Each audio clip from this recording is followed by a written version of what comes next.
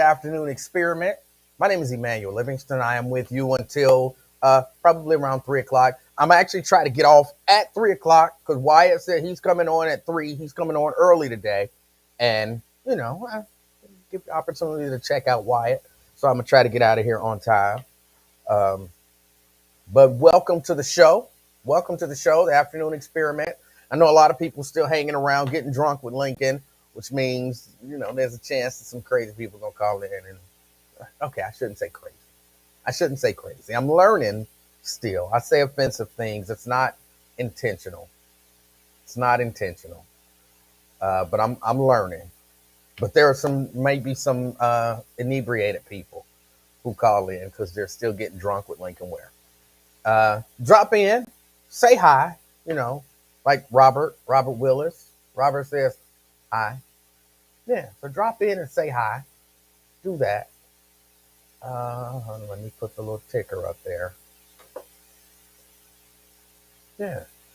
Got a few things. Just going to kind of do almost just like a week in review. Almost just like a week in review. Go through a few things that have happened. Of course, I didn't come on yesterday. I had some other things that I had to take care of. But I got a few things that I want to discuss. Because, of course, some news broke yesterday with regard to them arresting the guys who were shooting downtown or over the Rhine, whatever, downtown. The guys who were shooting down there.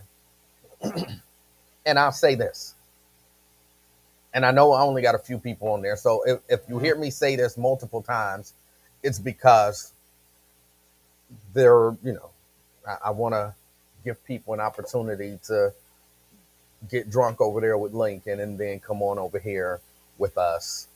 For those of you who don't watch the Lincoln Ware show on the live stream, I don't know why this mic. I'm sorry, y'all. Trying to get stuff together. My wrist still hurts. I'm trying to get stuff together, y'all. Pros says what up? TC, what's up, TC? Butler Brown, Brandy Waddell. Hoping I'm pronouncing that correctly. Guess I don't have to say the last name anyway. Anthony, what's up? Uh, Ladonna. Oh yeah. I'm free. I'm free. They let me out of jail. I'm still on probation. So like they tell me my post. So probably this live. I don't know if you got if you got notified, if you have notifications set up, you might not have gotten the notification. If you don't get the notifications, it's probably, they say it's going to be low in the timeline. Like if I post in a group, it'll be low in the group. So I'm still on punishment. I'm still on punishment for typing the letters NIGG. I am still on punishment, but I'm out of jail proper. I'm no longer. You can see me. You can hear me. So yeah. Karen, good afternoon. Jeffrey, good afternoon. Daryl, good afternoon. Candy D, I feel like I haven't seen you in a while. So thank you for saying good afternoon. Brenda, good afternoon. Denise, good afternoon. Tria, good afternoon. Paul, good afternoon. Deborah, good afternoon. Thank you all for coming. Thank you all for stopping by, taking out a little bit of y'all time to kick it with me and see what nonsense I have to say. All right. Let me talk about this real quick. And I'm going to try to be careful about the way that I talk about. Okay, no, I'm not. I was going to try to be careful about the way I talk about it, but I don't know that I have whatever thing it is that people born with that make them be careful and try to say the right things. I wasn't born with that. And when I try to say the right thing, it just don't feel right. It don't feel right. So I just have to say, things how I feel them instead of trying to say them the right way. So if you're offended by what I'm about to say, I don't know what to tell you. I don't know what to tell you. I call in. Call in. 717 King. 717-5464. Call in and talk to me about it. And of course, I'm always willing to talk to anybody about anything. I know y'all see my eyes darting around. I'm not crazy. I ain't on that stuff. Um, I'm doing things on my computer over here. Uh, okay, real quick, let me get y'all the layout just so y'all know what's going on still. When I'm looking here, I'm talking to you. I'm talking to you. When I'm looking here, I'm looking at my computer. This is where all the messages and everything pop up. And if I have to go do anything, it's over here. When I'm looking over here, that's my audio. There's a Behringer X32 sitting right here, and I have to go in and do different things here. When I'm looking here, which is different than here, this is my switcher for the video, which I don't do a whole lot with that until I get another camera. I'm going to get another camera. So that's when you see my eyes darting around. Like I said, I ain't on that stuff. I ain't on that stuff. I'm doing different things. Because, I'm a one-man show, and sometimes that's what you got to do when you're a one-man show. Daryl, I'm going to get to the Trump supporter. I promise. Dave Stinger and the experimenters. Dave's not here. My good friend Dave Stinger. Nat. Let's see. Jeffrey. Thank you. This King of Talk, gotta have crowns or something to let people know that I am the King of Talk. Bonita. All right. Now, let me talk about, they arrested the guys who they alleged did the shooting downtown. I have no reason necessarily to believe that they didn't. These weren't the guys. They say there was another guy, another unidentified person who did the shooting. And I'm glad that those guys, if they were the ones who did the shooting, I'm glad they were arrested. And I want to see whatever is supposed to happen to them happen to them. And whatever they need, which I guess is whatever they need, I hope that's what happens. Like, if they can be rehabilitated, I hope that happens. If they can't and they just need to be off the street, I hope that happens. Whatever it is that they need and that we need as a society, I hope that that's what happens. But I will say this. They arrested the guys. They held a press conference. I saw Joe Dieters, Avtat Pureval, the police chief. I think those were the only people that I actually saw in the news, in the press conference speak. And I heard them praise the prosecutor's office. I heard them praise the police. But I didn't hear, and I'm asking now, I guess, did it happen? Did they praise the Black community? Now, remember, they got up and they were critical of the Black community, and they told you it was your responsibility. Did somebody turn them in? Did somebody give them information leading to that arrest? And if so, why they didn't shout out the Black community? Y'all get up and do a press conference and blame the Black community and tell me that it's my responsibility to turn those people in, even though I don't know who they are. But when somebody says, you know what, it's my responsibility to turn those people in, and then they turn them in, the majority of that press conference should have been, I want to thank the Black community for heeding the call and doing the responsible thing, which we know that is what the overwhelming majority of you do on a regular basis. I didn't hear that. Now, I'm going to assume I caught it like in the middle of the press conference. Joe Dieters was speaking. They had already shown the video by the time I got there and was watching the press conference. So they had already shown the video. and they were talking about what they apparently had just shown. So I didn't hear them say, somebody turned them in. I didn't hear that. And look, for those of you who are like, Emmanuel, stop it. There is nothing wrong with saying to the black community they need to be responsible for acts of violence, random acts of violence in the community and turning people in. There's nothing wrong with that, Emmanuel. Stop it. But here's what I'm doing, actually. I'm saying to you, okay, there's nothing wrong with it. There's nothing wrong with telling black people that they should be responsible for random acts of violence, and if they know these people, to turn them in. Nothing wrong with that. But then if you're going to get up and do it, you should give credit where credit is due. You're going to put all the responsibility on me.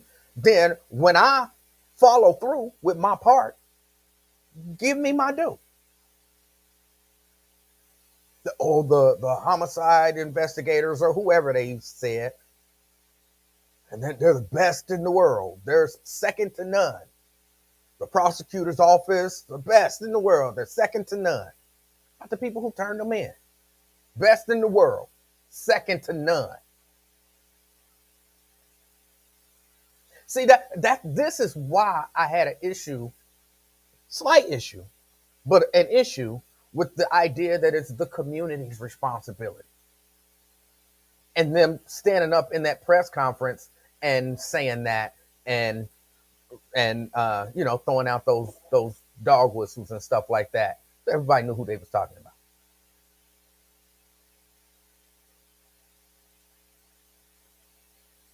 Because it was all kind of set to make the community look bad. To make the community look bad.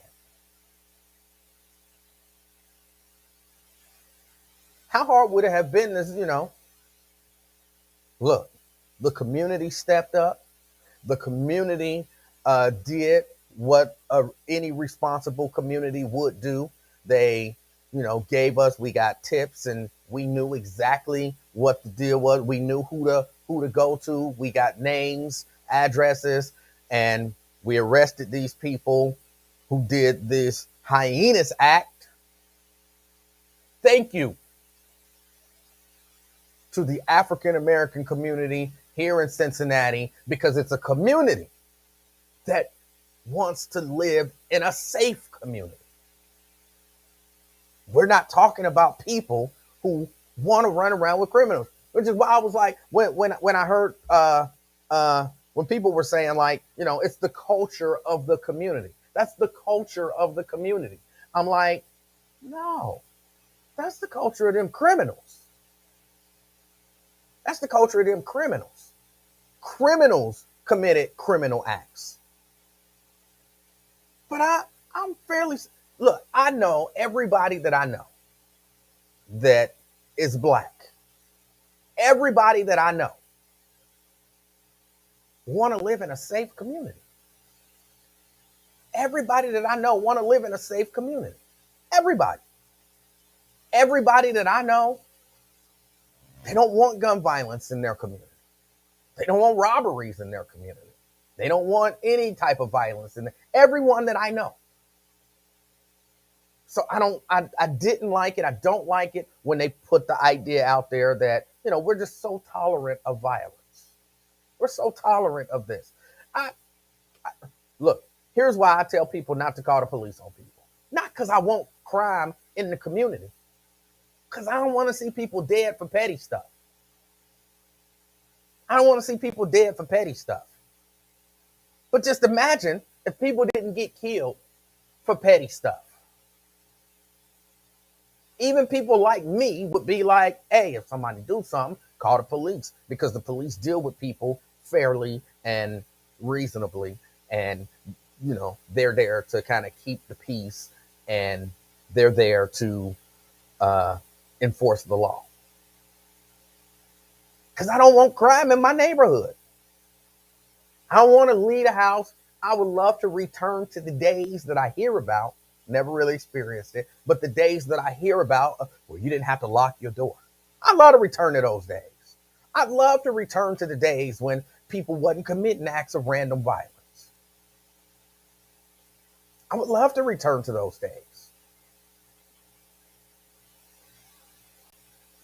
And every black person that I know, now I'm not saying every black person, because clearly there are some people who are okay pulling out a gun and shooting at somebody with a crowd of people around. So I'm not saying every black person, but I'm saying that's not the culture of my community. That's not the culture of my community. The culture of my community is we get up uh, and we try to live productive lives.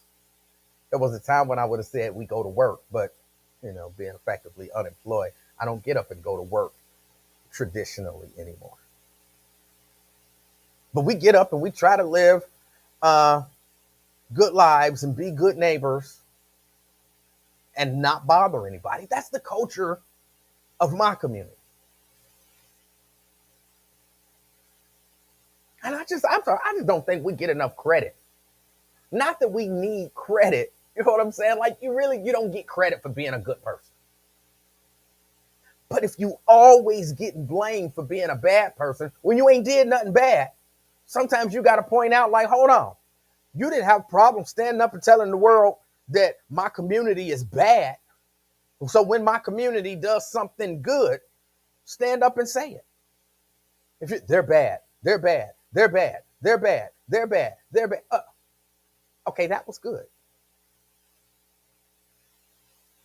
I wouldn't even be asking for credit for doing what we should do, and it's what we do, if we didn't always get blamed for stuff that we didn't do.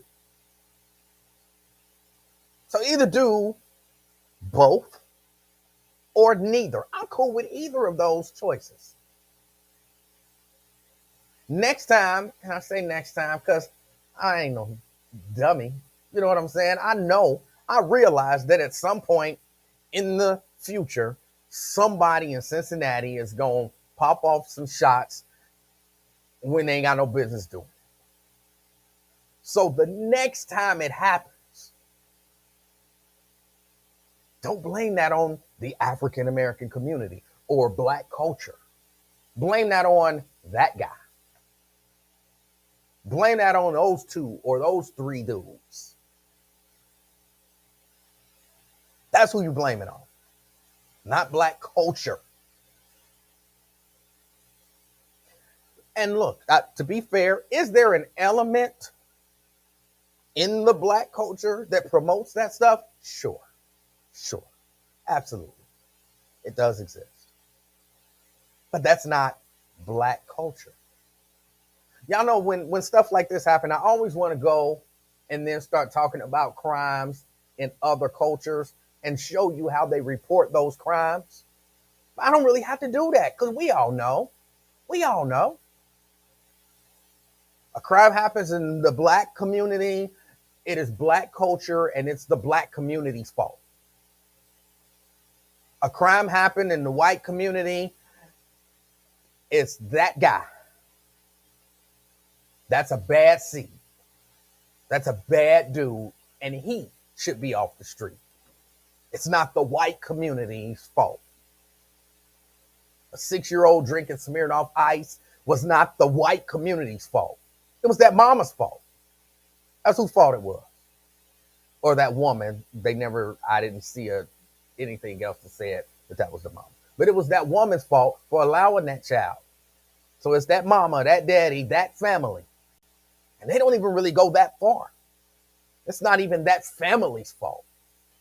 They're going to pick out a person or two and say, that's the problem. That person or those two people are the problem. They ain't going to never say the white community needs to be more responsible. They ain't going to never say that.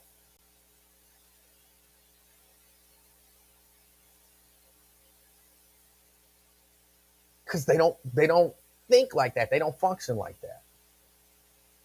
And look at who got, didn't they, in the article that I read, they were praising the store clerk, rightfully so.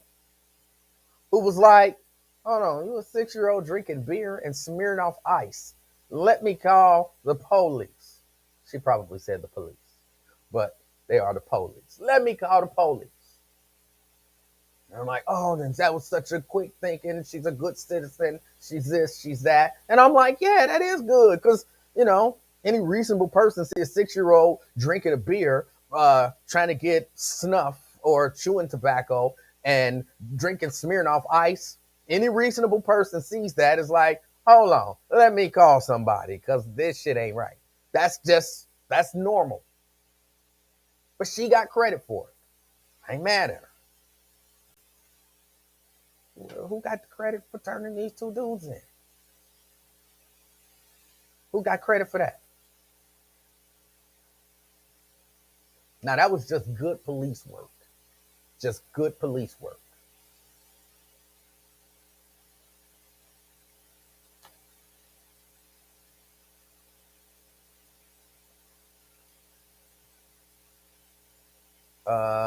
Jason says, wait, what? Where was this? Or did you make that up? No, it's real. It was an actual story. It happened. 6-year-old drinking. Marathon clerk, I believe it was a marathon, called the police. The police went to the house. The kid was still, they said, in the street on a scooter, drinking a smearing off ice. 6. So they arrested the woman who was the caretaker of the child, even though in the story they said they can't say with 100% certainty that this was the mother. And asking to buy dip. Yeah. Because the store clerk tried to keep the kid in the store. So she told the kid, hey, what else you want? I'll give it to you. I'll buy it for you. No biggie. And he was asking for dip and other things like that. Yeah. I didn't make it up. It's a true story. It's a true story. It was in the news. Yeah, true story. McConnell says one of their friends turned them in after they heard that $5,000. Of course, it was someone they know. Yeah, because just regular people don't know who they are. Typically it's somebody you know. You know what I'm saying? It's not typically. Now, I imagine if I saw somebody do something, it's possible I could turn in somebody, but I wouldn't have really any information to give the police. I was there. I saw it. What's his name? Oh, I don't know. Where he lived? Oh, I don't know. I give you a description. That's about the best I could do. But it's, typically somebody that you know. Yeah, that was Lamont. Lamont lived down there on Frederickson Street, apartment 2G. Yeah. He always in there with guns. If you just be careful when y'all approach. You know what I'm saying? It's gonna be somebody that you know. It's gonna be somebody that you know. But I'm just saying, if you're gonna stand up and talk about be responsible community and take responsibility for actions of people that ain't you, then when somebody does it, shout them out. Shout them out. Don't just shout out the great work by the police. Imagine it was some good work by the police. Don't just shout out the great work by the prosecutor. Even though I imagine it was some good work by the prosecutors. Shout out the community. Shout out the community. Don't bash us. Shout us out when we do it right. But I'm glad that I'm glad that they're off the street. If it was them,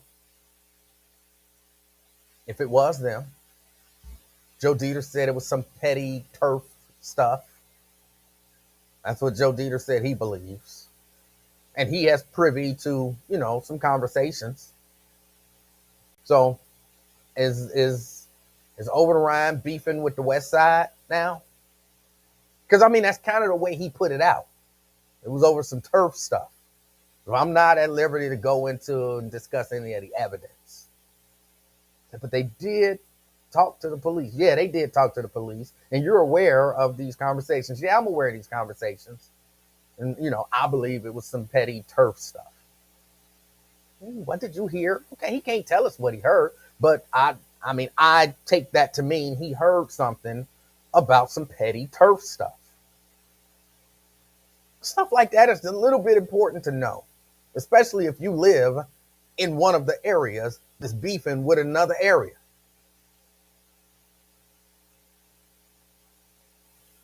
If I lived in Over the Ride and I knew that there was a beef with Westwood, I would want to know that. Maybe I don't go to Westwood. You know what I'm saying? Tell us this kind of stuff. Tell us this kind of stuff. But again, good, glad that they're solving this case. Again, they say there's another person, there was another shooter that they're looking for. He's not yet been identified. And hopefully, if that's the case, that person gets identified. Because the bottom line is, like I said, it's not our culture. Not that I'm going down on Main Street anyway. I'm not going to be hanging around down there. So I don't, but you never know where I might be somewhere and some petty turf stuff jump off. I don't want to get shot. I want to send the message that you shouldn't just be shooting at people when there's crowds of people around. I want to send that message too. And I think that everybody that I know is down with that message. I did see a few posts on social media when they released the video and they said, it was these two guys. Hold on, I got their names. Where are their names at? No. No. Yeah. Let me see. They said Diablo McCoates and Jarvis Barnes. Diablo McCoates and Jarvis Barnes. Okay, what's in a name? But I wouldn't name my child Diablo. Don't that mean the devil? Don't that mean the devil? Am I wrong on that one? I'm telling y'all, I always believe that names mean something. Names mean something. Don't Diablo mean, hold on, am I wrong here? Don't Diablo mean the devil? Or as Reverend Shannon used to say, the devil. Why would you name your child the Devil Coates? The Devil McCoates. Maybe they didn't know. Maybe it was a family name. Okay, it's possible. It's possible. It's a family name. You know how many the devils we got in our family? Ain't none of them ever randomly shot into a crowd. Okay. So that's possible. I wouldn't name my child the devil or Diablo. I wouldn't name my daughter Diamond.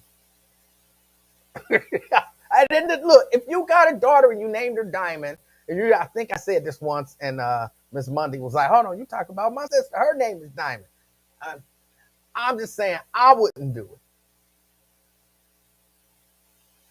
Mercedes, or you know what I'm saying, any of your typical stripper names.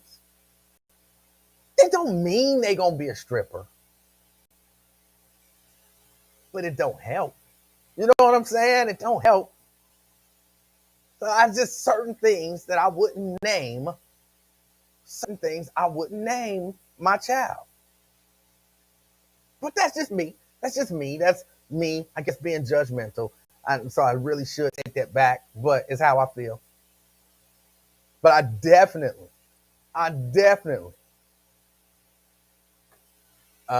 Yo Underwood says, I think dude has his name changed. Okay. So maybe he was born Dennis. And he didn't like Dennis because Dennis was soft. So he went down and said, no, I don't want to be no damn Dennis. But what you want your name to be, sir? Diablo. Even though some people think, Diablo is not the devil. Diablo is like a fighting chicken with the claws and everything. It's one of them chickens. I'm sorry. I'm a big fan of Talladega Nights. I'm a big fan of Talladega Nights. So I can't help it. When I saw Diablo, those were the two things that jumped into my head.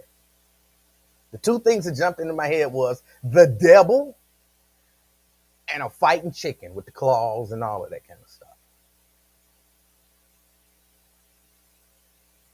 Would you name your child Richard?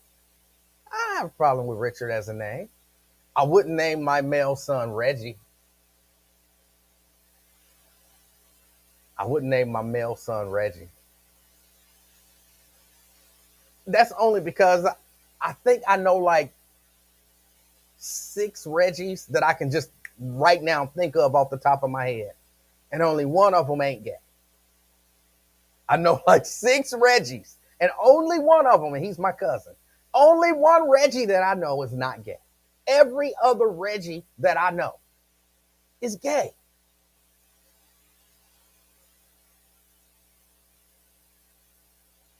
Every other Reggie that I know is gay. I'm not saying that being Reggie makes you gay. I guess it don't help though. So hey, that's yanking me off of my subject. Diablo McCoats and Jarvis Barnes, they were arrested in connections with the shootings. They say that there's a third unknown shooter involved. Somebody said, I know Diablo, and that was him. Somebody said, I know Jarvis, and that was him. And I'm down with that because we don't want that in our community.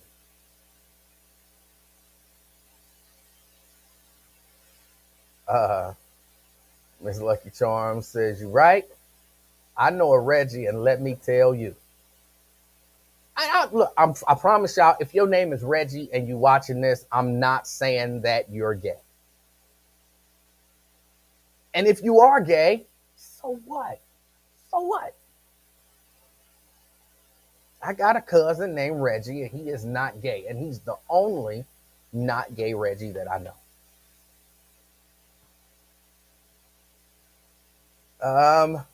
What else? Of course, got to talk about the person who decided to go to the FBI building, or the Cincinnati FBI building. Hold on, I got a caller. Got a call coming in. Let me. Welcome to the afternoon experiment. What's your name? Hi, man. It's Marquetta. Hey, what's up, Marquetta? Do you know I am not telling on nobody named Diablo? No, sir.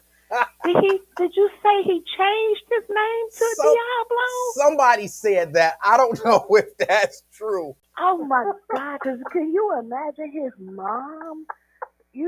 Like Rosemary's Baby, I, like Damien. What in the world? I wouldn't name my child Diablo, and I don't know. I think I would turn into Diablo as long as I could stay anonymous. I wouldn't like be Man. brazen with it, like Diablo did it. No. Oh my God. Just his name alone strikes fear in the hearts of men. I mean, my goodness. His mama And name. he's accused of doing what? I'm sorry, I came in late. He is one of the two people who was arrested for the shooting that happened early Sunday morning downtown and over the Rhine, where the nine Oh, the people got mass shot. shooting. It's not a The mass mass. shooting. It's not a mass shooting. That's how the media portrayed it. Yeah, but that's just because they want to be able to say something. Like Cincinnati has an inferiority complex about things, and so they blow things out of proportion by definition. And I don't remember all the details, but a mass shooting has more to do with it's like somebody intentionally shooting into a crowd to with the attempt to harm multiple people kind of indiscriminately. And this was not that. This So was a, Dieter's is saying it's a turf war on Main Street. he said it's some petty turf beef between over the Rhine and somewhere on the west side. Which again, that's why I'm like, if such a beef exists, let us know. Tell us. When I heard, what was it, over the Rhine and Evanston was beefing, wasn't that a thing? I mean, I'm so old. I didn't hit that wow. I don't know nothing about any of that. I'm just you have no idea how far and thrown back I am when you said this person's name was Diablo. I'm still tripping on that. And then if we have people like that, like when I was growing up, we beefed with other communities, but it wasn't on site on Main Street. What other come to?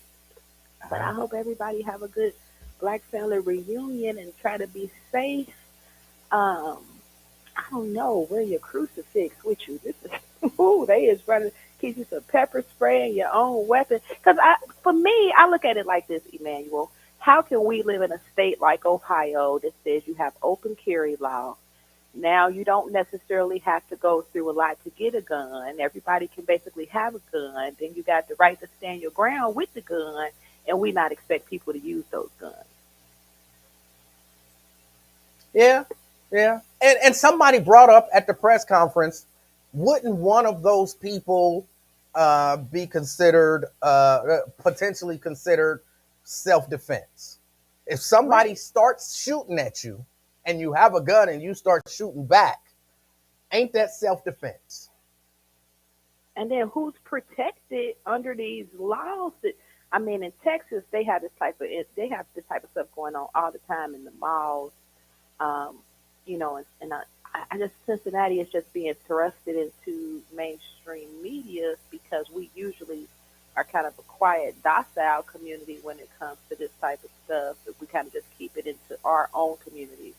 But now that it's hitting Main Street and disrupting commerce and things, I think that's why attention is laid a little more heavy on it.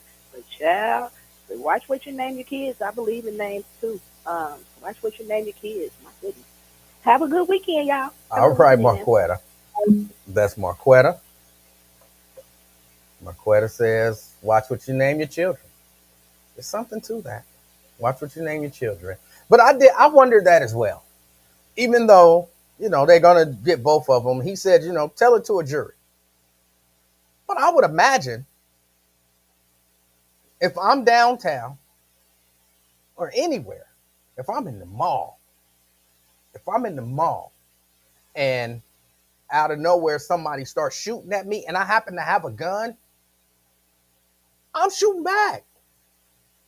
That's self-defense. I feel like that's self-defense. So, but we'll see. We'll see. That's an argument that they'll have to make, like Mr. Dieter said, to the jury. They'll have to make that argument to the jury. Hold on, we got CK coming in. CK, What's up, Emmanuel? how you doing, CK? Man, it's a very informative afternoon experiment. All right, You said the boy named Diablo, right? Diablo. Then the last caller, she broke the ice.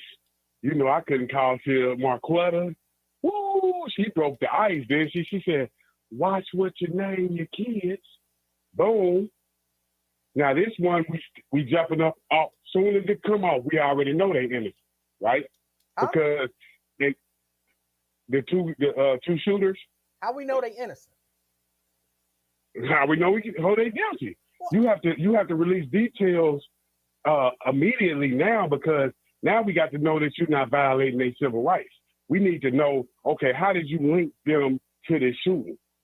So now we ain't got time for you to be locking up somebody. No, we need transparency because, this case needs to be solved so quickly that it could be arrested judgment. You could be ruining people's lives. Well, they still What's the get a link? How, CK. They still get a trial. yeah, but I'm saying we need to know what did you have right now. We need to know how did you link them to this shooting? just give us some transparency. Just like you said, when they do something and they know they're in the right, they say they release the footage. But when they know they're in the wrong, they keep the knowledge. Release the footage. Let us know, how did you link them? Because this looks like you're under pressure to make an arrest. Because just like you said, I'm glad they got them off the street. CK, they did release the footage. Uh-huh. They released the footage. We got footage of the shooting on tape. Well, I don't know if it's on tape because nobody uses tape anymore. But there is footage of the shooting. And when you seen the footage, did you match it? Did you identify who it was? I don't know what footage? Hold on. No, I didn't. But again, that's why they get a trial. They get a trial. And you got to ask yourself, this is why people go to jail for crimes they don't commit. Because the pressure by the public to make an arrest. Like you said, you released. You're like, wow, this is why innocent people go to prison. And just think, what? Did you just hear what I said? I heard what you said. The rush to judgment. Uh-huh. No, it's not. Look. Using your logic, you couldn't arrest anyone until they were actually found guilty. No, I'm not. No, that's not my logic. I said release details showing how did you link them to the crime. You made up something. I didn't say that. I said release. How do you know that they are the shooters? They give the details. They had a video, and I'm not saying this with 100% certainty, but I would imagine they got some information because I believe both of these guys had a lengthy record. And so I believe that, they could look at the video. They maybe got a tip, and then they got those guys. They brought them in, they took them in custody. They brought them in. They interrogated them, probably instead of saying there are so many amendments to the Constitution and I can only choose one, I plead the fifth. They probably started talking and said some things that kind of led prosecutors and police to believe, have probable cause that these were the guys. So then they had enough evidence to go to a grand jury and get an indictment. It wasn't just like, hey, let's go pick up. Hold on. So you got faith in the grand juries. You believe grand juries. Because they commit foul play also, right? They make pressure, they make witnesses lie also. You do know this, right? Or do you have total faith in grand juries? Well, I don't know that they make witnesses lie. Okay, you don't know that. Now you're showing your ignorance. I don't think that's ignorant. How does a grand jury make a witness lie? The grand jury. When if you are a witness at a grand jury, this is proven fact. If you're not given the answers that they want to hear, boom, they start interrogating you. The grand jury is known to be corrupt in America. Let me tell you first, that is not a proven fact. You might not know. I'm saying cases. Cases. Hold on, stop. You might not know what a proven fact is, but that is not a proven fact. Now, that is maybe an assertion that people have made, but that is not a proven fact. But hold on. So if somebody got convicted and the grand jury came back and they said the grand juror made me testify and said that, and they proved the innocent. Wait, CK. And I've never been before a grand jury, but the grand jurors don't make you do anything. They listen to the case as presented by the prosecutor. And that's why I'm telling you the ignorance. No, if you're not telling the grand jury a story they want to hear, they themselves, the head guy, the foreman in the grand jury, they say, hold on, you're telling me, I think you're lying to me. This has happened. You can see this. It's documented. And this is how innocent people go to prison. Where is it documented? The innocent files on the Netflix. Episode 3. I'm just giving you the facts. So you think innocent people don't go to prison? No, That's what you're trying to tell me. CK, I'm telling you why they go to prison, because grand jurors pressure witnesses into lying. And you acting like it don't happen. Oh, my God. I'm telling you a fact. Hold on. You're telling me that I'm telling you a fact. This is how innocent people get walk away out of 30 years. CK, I honestly, I don't think you understand how grand juries work. But But let's assume they work the way you assume that they work, which they don't. But let's assume that they work that way. I just gave you a reference. Oh my goodness. I did. CK, let's assume that they work that way. The grand jury isn't the one, that's not the people deciding whether you're guilty or innocent. Those are just the people who say, okay, this is enough evidence to take it to trial. That's all the grand jury does. And what I'm trying to tell you, if your story, okay, say they saying, okay, Emanuel had the gun. I'm saying, no, I'm a witness. I'm a witness on your behalf. I'm saying, no, he did not have the gun. I'm saying a grand juror has been reported in Indianapolis to say, no, hold on. I know you're lying. Y'all know he had a gun. Now you're going to face perjury charges if you don't tell us Emanuel is doing it. Stop. Stop. I don't know what show you're talking about. Innocent Files on Netflix, sir. CK, can I get it out? I don't know what show you're talking about, but I can almost guarantee that you are even wrong about what happened in that show. Maybe the prosecutor might have threatened somebody with additional charges, but a grand juror cannot threaten you with charges. Hold on. Let me just explain to you. No, I'm telling you. Now I'm saying, look what you're doing. Now you're telling me I'm wrong. I'm telling you I'm exactly right. And the foreman of the grand juror was the lead investigating cop. The grand juror was the police. This is how a black man beat his murder trial that he served over 30 years in. Oh my goodness. Look. Again. The grand juror was law enforcement. His defense team said, we never heard of it. They was just like you. They said, I can't believe they said it. But this happens in America, and you're defending it like it don't happen, like we're in a beautiful system. So I'm giving you corruption, and you're telling me I'm lying for no reason, just because I'm black. You can't understand it. But when the white people show it to your Netflix, then what you going to see? I'll give you the episode and everything that happened on. CK, listen to it. Again, I said I didn't see the show, but my instinct has been wrong, a total of 6 times so far. So this might be number 7. But my instinct tells me that a grand juror cannot threaten a person with additional crimes. However, CK, hold on, because I felt you about to say something. But, I'm listening. But we're talking about right here in Hamilton County, this particular case, not some bad stuff that may have happened a long time ago in Indiana. We're talking about right here, right now.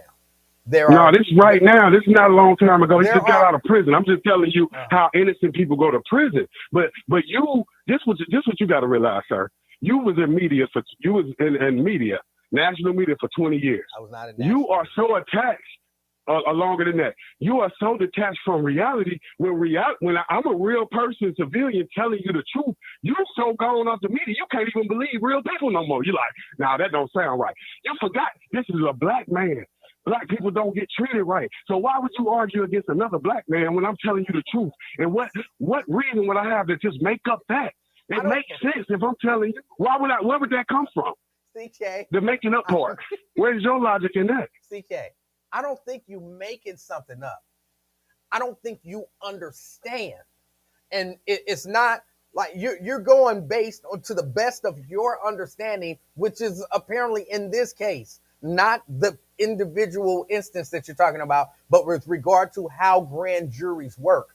And if I'm proven to be right, what would you say? Would you be like, damn, was I stupid to challenge him? If I'm exactly right, and I'm saying the grand juror made a woman switch her testimony from the truth to convict a black man of murder, and then it was proven that the grand juror did this, and then would you say, damn, I'm a black man, why did I doubt him? What would you think of yourself?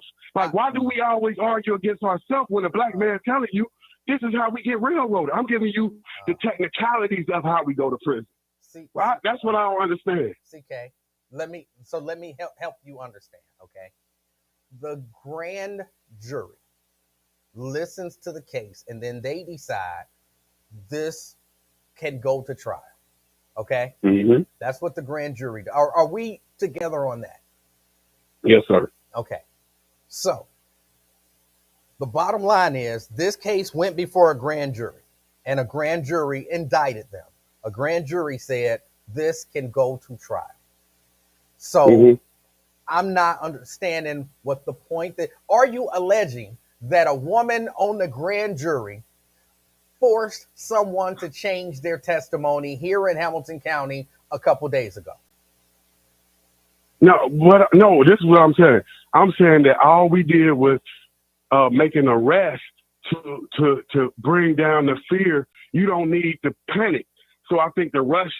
I think these are how innocent people go to jail because a high profile case makes the law pressure to make an arrest. So under the pressure and the time frame, you lock up innocent people. In another scenario, I just want to hit you with this. CK, hold on. Okay, I'm Which is sorry. why they still get a trial. I mean, of course, unless they take some sort of a plea deal or something like that. But they still have a right to a trial so that they can say, I'm innocent and plead their case.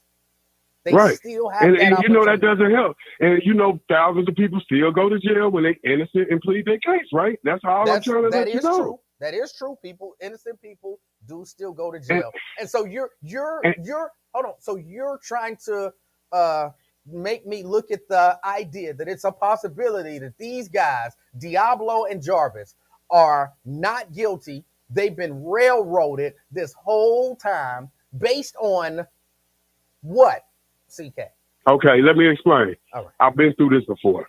I know, I've been, arrested for the same stuff and beaten and all that type of stuff. But I know people that have been convicted and been exonerated. Okay, this is how you get convicted for this. When you first, if you're in the vicinity, if you're right there, let me explain it, sir. No. There's a question on the table. Now you can explain some stuff after you answer the question that's on the table. The question on the table is you are asserting that it's possible that these guys was railroaded by a grand jury. They were arrested just to quell the fears of the community. And so somehow they've been railroaded and they're innocent. They didn't do anything wrong. And you're saying that based on what evidence do you have that makes you believe that? Yeah. Okay, and I'm just gonna give you a scenario where you could be falsely accused, because if gunshots go, stop. Hold on, you're not letting me get it out. I'm trying to tell you. No, but CK, we acknowledge. See, that's why sometimes I like. But I'm trying to tell you CK, when the gunshots go off. CK, okay, hold on.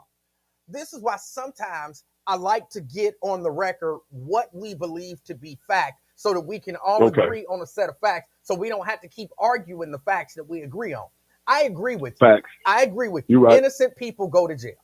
Okay. I agree with you. People get railroaded. Okay. I agree with you that law enforcement will sometimes make arrests just to cut out all the noise. So that I agree with you on. So we don't have to argue that. But I'm saying with regard to this particular case, and you're making the assertion that these guys have been railroaded. I'm not saying remember, it's true. I didn't say it. I said I wanted, but remember, I told you, I said I want transparency. Tell us how you link them to the shoot. I didn't say I think it. I said remember. They had. But hold on. Oh my God, CK, they had video. Okay, and I can't say for certain, but I would imagine they had tips, and then they brought them in, and they probably talked. So what you're saying is, show me the video, which they That's a lot of assumption, probably talk. Now, where you get that part from? Well, you just made that part up, right? No, I got that part from Joe Dieters in the press conference. Okay. So you said they is talking about what they said, or the fact that they talked to investigators and they said certain things, even though he couldn't tell us exactly what it is that they said, because that's evidence. So what I'm telling you is what you're asking for is, you're saying, show me the video, show me a transcript or a video of them being interviewed, and tell me who was the person who turned them in. And then you'll believe maybe that the arrest was just. No, all I'm saying is this, listen, when you had a CCW, right? When shots go off in your vicinity, when you pull the gun out, right, you get identified with the gun, you're going to be a suspect. Right. I'm saying this could get you convicted of a homicide. This happened to Magnolia down in New Orleans. He Okay. got convicted. He got a 30 to life sentence, but he just got exonerated this year because the witnesses seen him with a gun, and it can happen to anybody. They see Emmanuel got a CCW. Shots go out. You pull your gun in defense, but Right. numerous people see you with your gun.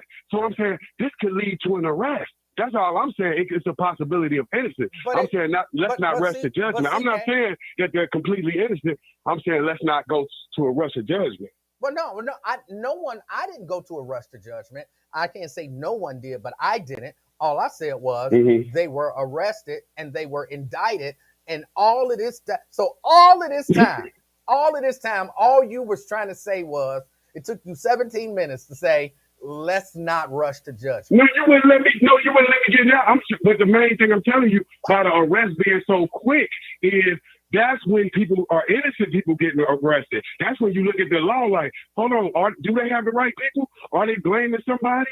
You know what I mean? Are they blaming somebody? But that's why I told you they still get a trial. They've not been convicted of anything. They were indicted, but not convicted. They haven't been convicted of anything. But you're right about that. But going to trial and being incarcerated for a crime you didn't commit, that's the thing. You got to hope you beat it. You got to hope. Because what if you are innocent and you still get convicted? And that's why. That's what we got to worry about. If they're innocent, I hope they don't get convicted. Yeah, and that's, you got to think, being a black man, when you get convicted, them black people ain't coming to get you. When you get out, if you get out from a life sentence, it's white people. Because black people already assume that you're guilty. They be like, well, the jury said they was guilty. Why should I believe you're innocent? So you got a whole team of white people coming from the Innocence Project. Where are all the Black Lives Matter people? We need black. See, I'm telling you from the jump, innocent till proven guilty. So I got to believe now they innocent till proven guilty. Why would I believe they're guilty? All right. You the main one saying we can't believe the guy that's pointing the finger. All right, CK. Hey, I appreciate your call. All right. I agree. Innocent until proven guilty. I do agree. Innocent until proven guilty. I don't know what they got to do with Black Lives Matter versus the Innocence Project. I don't think that Black Lives Matter and the Innocence Project are beefing. Ain't no East Coast, West Coast going on with Black Lives Matter and the Innocence Project. The Innocence Project, CK, that's what they do. That's their mission. Getting people who are wrongly convicted out of jail. Now, you could make the argument the Black Lives Matter organization should contribute to the Innocence Project, and I don't know whether they do or whether they don't. But to say Black Lives Matter ain't getting people out of jail who were wrongly convicted, that's not their, and they're not illegal. That's okay.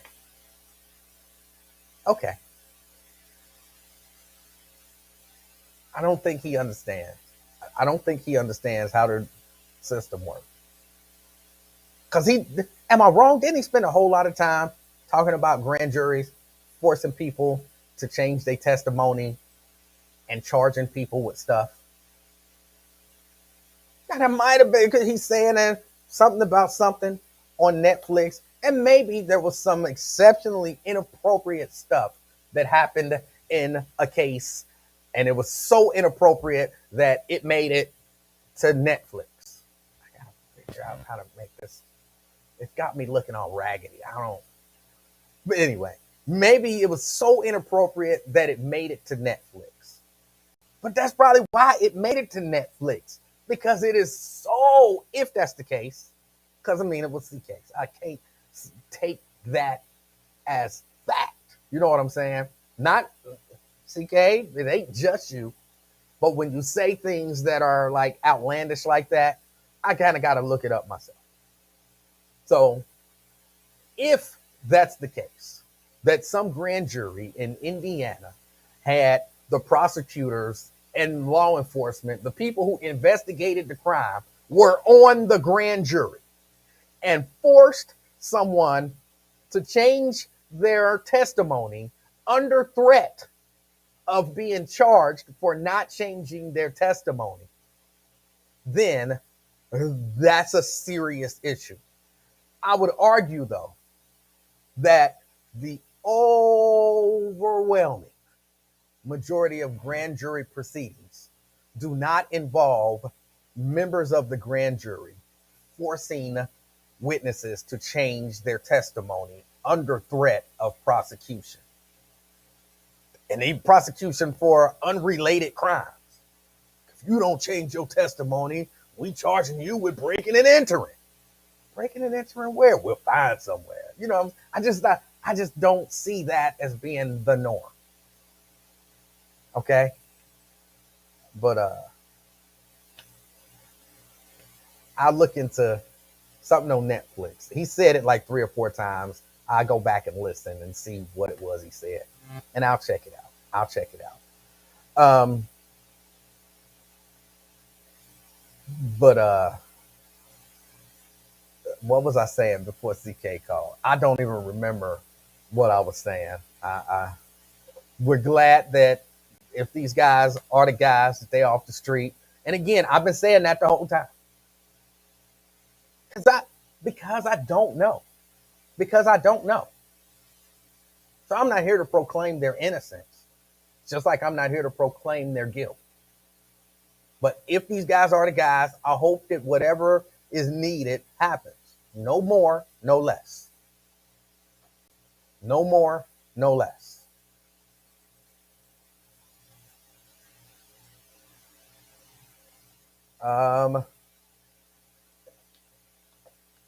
I was about to talk about the guy who tried to attack the FBI. The guy who tried to attack the FBI. I'm sorry, y'all. CK got me flustered. Like in my head, there's still a part. Look, when I talk to people, there was still a part of like I'm right here in the back of my brain trying to make sense of what just happened. And that part keeps trying to make sense of it while the rest of my brain processes other information. So, all my brain, I'm trying to think, what am I talking about? And, logic is happening, reason is happening, all kind of stuff. But then there is still this part like, what the just happened? Did he just say, like, make it make sense? And what'll happen is, it actually happened on Monday. It actually happened on Monday. On Monday, when we were down at Eli's, and there was a comment about Wyatt being Bill Cosby or something. Right there, that part of my brain was trying to figure out, like, do somebody know something about Wyatt that I don't know? He's slipping stuff in women's drinks. Like, who? What? Bill Cosby? What? Did somebody see him in a sweater that I wasn't aware of? Did he secretly, while I was looking away, did he have a Jello pudding pop? You know what I'm saying? Why are they Bill Cosby? That little part of my brain, and then it clicked. That little part said, "Alert! Alert! Alert!" I figured it out. Alert! Alert! And then it relayed the information to the rest of my brain, and then I was like, it seemed like out of nowhere, like, oh, I get the Bill Cosby thing.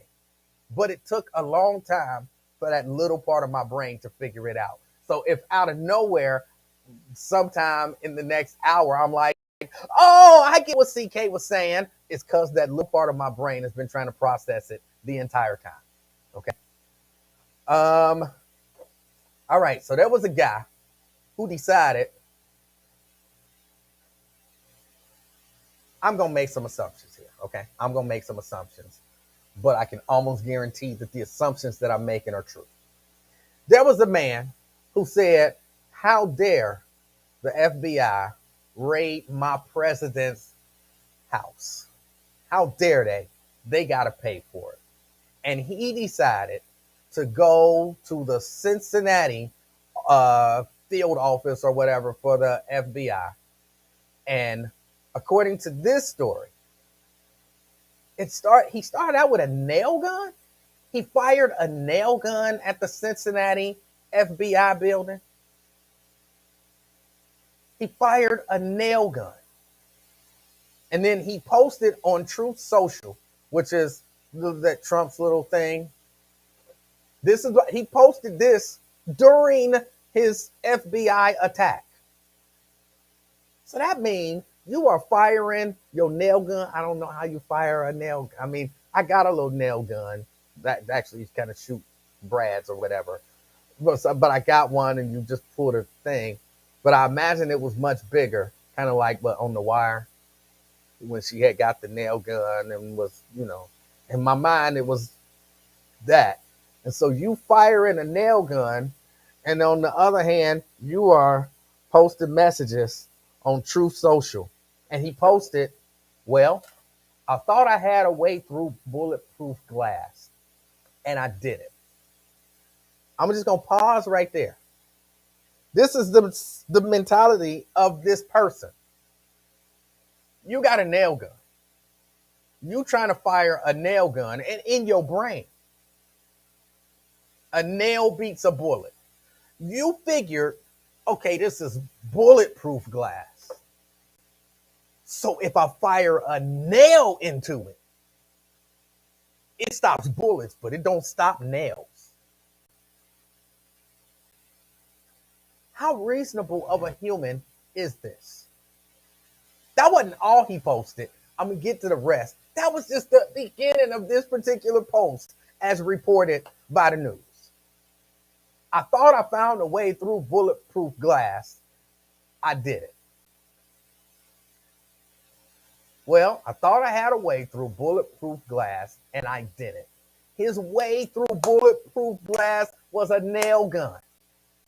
You're not dealing with the most rational people in the world. And he's posting this during his attack.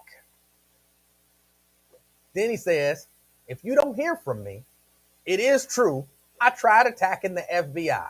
And it'll mean either I was taken off the internet. Really, he thought that was like, oh, he's shooting the nail gun trying to get through our bulletproof glass. We know how to stop him. How do we stop him? Take him off the internet. So that means either I was taken off the internet, the FBI got me, or they sent the regular cops.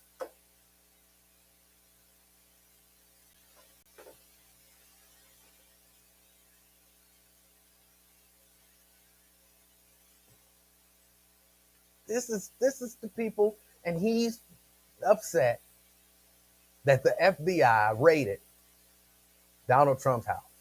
And he just like, we can't take it no more. Can't take it no more. Oh my goodness.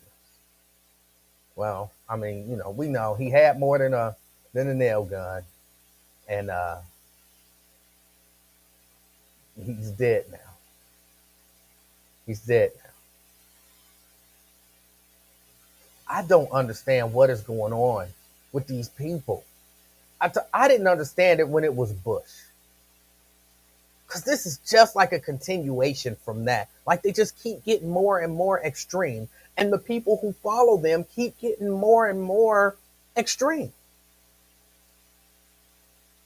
These are people they're talking about the common man, but they're not doing anything for you. You, and not him, but I've seen people living in a trailer park without 2 nickels to rub together. Mad as hell. And voting. I can't get mad at them for voting. I can't really get mad at them for being mad. I just don't understand it.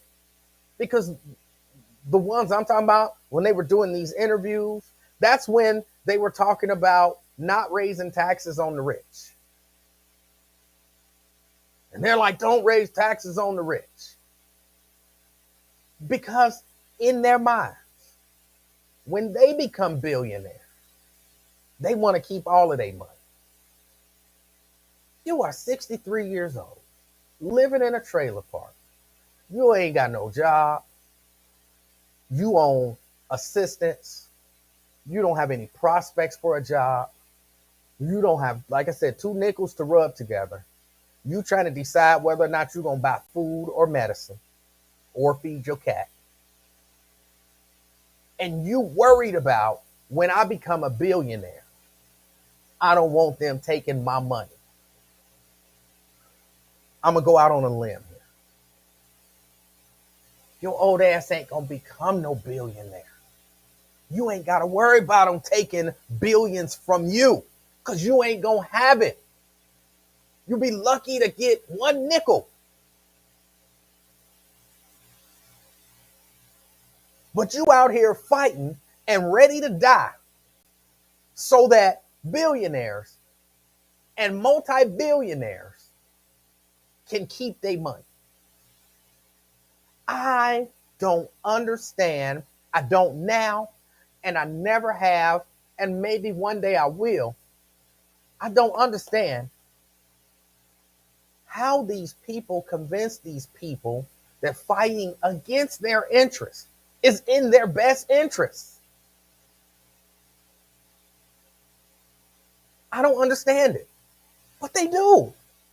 But they do. And these people buy in 110%.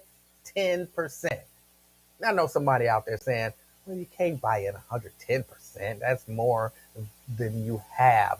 Yeah, they're willing to give more than they have. They buy in 110%. Why are you dying for Donald Trump? Why are you dying for Donald Trump? You think Donald Trump would die for you? Just think about that for a second. Dude, in any way, shape, or form, you think Donald Trump would die for you? Do you even think Donald Trump will put himself in an uncomfortable situation for you? Donald Trump ain't gonna do nothing for you. Nothing. Neither are any of these other politicians that y'all willing to go that hard for. Look, I get arguing for, voting for, because for whatever reason you believe that what they're doing is in your best interest, even though it's probably not. And this kind of goes for both sides, but you don't see that level of fanaticism, if that's a word. You don't see that level of fanaticism, or at least I don't see it on the left. I don't see it.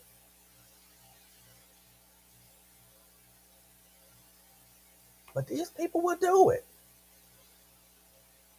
And I've yet to hear anybody criticize the white community. You know I was coming back to it. Because a white guy decided to go and attack the FBI and tell the white community, y'all need to take responsibility for this. I ain't seen or heard it. You know, I don't think I'm going to see or hear it. As a matter of fact, I'm 99.9999997% like the purity of what, ivory. I'm that sure that we're not going to see it. I'm that sure we're not going to see it. Nobody's going to blame the white community for a guy. They might blame Donald Trump for stoking that fear. But again, that's pointing directly at people. They will do that, but they will not blame the white community for it. They will not say it's the white community's responsibility to make that not happen. They won't do that. I knew I was going back to that. Come on. Come on. But I don't understand it.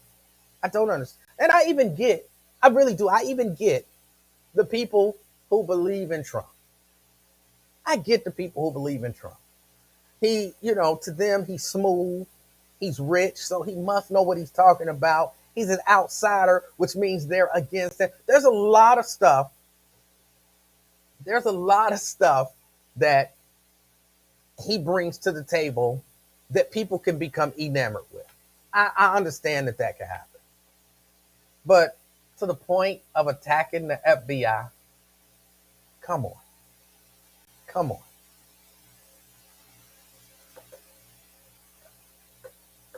Ivory soap is 99.44% pure. What's the other 0.56%? What are the impurities? If you can get it 99.44% pure, well, why can't you get it 100% pure? What's the other 5-6%? 0.56%? What is that? What in the hell are y'all putting in the ivory soap in such small quantities? That scares me. I am a conspiracy theorist to an extent. Now, I believe that there are people who are out here trying to get rid of us. But they can't do it like on a big scale. They got to do really small things to get rid of us. So I believe that 0.56% is something that's going to F you up and make it pure. Make it super duper pure. And then put this much in there. It'll kill them slow. We're going to kill them slow. What is in that soap? Other 0.56%. I want to know. Because it ain't pure. You know what I'm saying? It's not pure.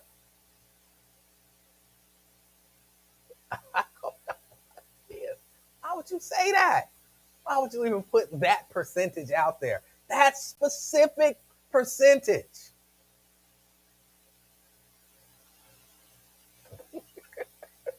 I know that's got nothing to do with what I was talking about, but just say this is pure. When you tell me 99.44%, that makes me wonder what is the other stuff. Just take that out, and then you can say it's 100% pure. But okay, back to some stories.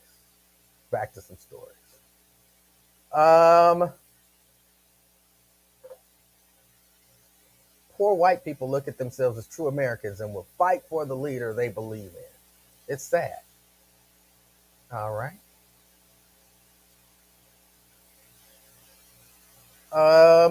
Let me see. CDC, new guidelines.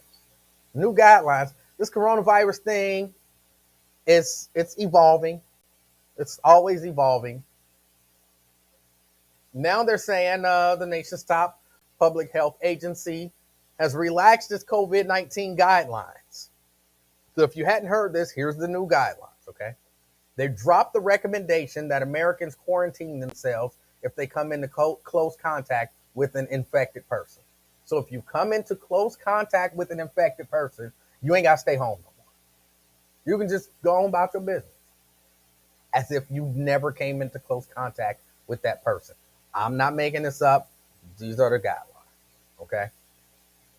So you got COVID? Yeah, I got COVID. I tested positive yesterday. You did? Oh, man, you just coughed on me. Oh, my bad. Well, I'm going to work. That's fine now. So the CDC says you don't have to quarantine yourself. The CDC and prevention also said people no longer need to stay at least 6 feet away from others. Same scenario. I tested positive. You did? You just coughed on me, Ed, and I'm going to work. Go to work, and then you can just, hey, what's up? Dap them up. You ain't got to stay 6 feet away. But I was just exposed. I should be quarantining. No. Well, I should at least stay 6 feet away. Nope. Here's the reason why. The changes, which come more than 2.5 years after the start of the pandemic, are driven by a recognition that an estimated 95% of Americans 16 and older have acquired some level of immunity, either from being vaccinated or infected. They say 95% of us, 95%. I'll be happy when we get to 99.44. But 95% of us have either been vaccinated or infected, which gives us some level of immunity. They said the current conditions of this pandemic are very different from those of the last 2 years. Yeah. Now, the story goes on to say many places around the country long ago abandoned social distancing and other once common precautions. But some of the changes could be particularly important for schools, which class resumes this month in many parts of the country. Perhaps the biggest education related change is the end of the recommendation that schools do routine daily testing. So they're no longer recommending that schools do routine daily testing, although the practice can be reinstated in certain situations during a surge of infections. But the CDC dropped a test to stay recommendation, which said students exposed to COVID-19 could regularly test instead of quarantining at home to keep attending school. Of course, with no quarantine option, the testing option disappeared too. Now, masks continue to be recommended, but only in areas where community transmission is deemed high, or if a person is considered at high risk of severe illness. So, let me go back to the beginning. You no longer have to quarantine if you come in contact with someone. You no longer have to stay 6 feet away. You no longer, if you've come in contact with people, have to test. And you really don't even have to wear a mask. Yeah. They are only recommending a mask where transmission is deemed high. Masks will be optional in most districts when classes resume this fall, and some of the nation's largest districts have dialed back or eliminated COVID-19 testing requirements. So there you go. I feel like, ain't that the CDC saying, let's just get back to normal? Not the new normal. Let's just go back to the old normal. You know, the old normal, if somebody coughed on you, you said, ugh. And then you went on about your business. That normal. The normal where if somebody said, you know, I got something, you said, get away from me. And you didn't think twice about it. That normal. Tony says he don't think the CDC should have said those things, but they did. That's what they said. Now, don't be mad at me, Janice. I like Janice, so I like picking with Janice. That's who I am. That's what I do. And I guess that's why that little baby do it to me. I'm not the one saying this. The CDC said this. They changed their recommendations. Quick question. Is the CDC saying it's over? I mean, if you're saying basically everything we told you to do, don't worry about it no more. Ain't that the CDC saying it's over, y'all? We good. Don't worry about it. I mean, unless like you really, you know what I'm saying, at risk, then you need to worry about it. But everybody else, for the most part, we good, y'all. You might get it. I mean, I feel like we've already done this, but I feel like this is them kind of unofficially announcing we've moved from pandemic to endemic. It's gonna be out here, and this is where we're moving into the area where it's kind of like the flu. Treat it like you would treat the flu. How would you treat somebody if they had the flu? You wouldn't be like, oh no, get away from me, man. People didn't do it. I'm talking about before coronavirus. People didn't do that. People was like, oh, he's sick. Ugh. I won't be around him. He should go home. He shouldn't be able to come to work sick. But then nobody was like, yeah, he was here. He had the flu. I got to go home and quarantine for the next 14 days. I got to go home and quarantine for the next 5 days. You just like, I so hope I don't get it. That's what people said. I'm not lying. I've been guilty of saying it. But he had the flu. I hope I don't get sick. That was it. That was it. That's how we dealt with the flu. Some people went and got a flu shot to make sure they didn't get it. Every once in a while, you would get the flu. Like I got the flu once. I was closer to dying from the flu than I was from COVID-19. Like, I for real had a conversation with my daughter about me dying when I had the flu because I wasn't sure I was going to make it. I never felt that bad ever in my life.